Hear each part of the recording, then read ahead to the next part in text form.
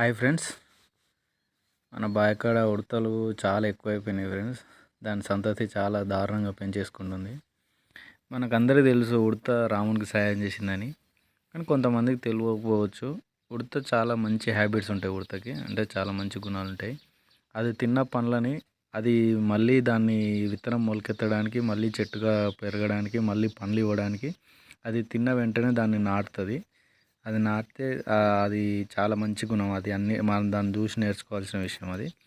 ఇంకోటి ఉడతలో ఇంకోటి bad habit ఉందండి. అదేంటంటే చాలా బద్ధకస్తురాలు. చాలా బద్ధకం ఉంటుంది దానికి. ఏదైనా చెట్టు ఎక్కేటప్పుడు దానికి ఏది సపోర్ట్ ఉంటుందో ఆ సపోర్ట్ని ఎంచుకొని దాని మీకెళ్ళి ఎక్కడానికి ట్రై చేస్తుంది. అందుకే ఉడతను పట్టుకోవడం చాలా ఈజీ.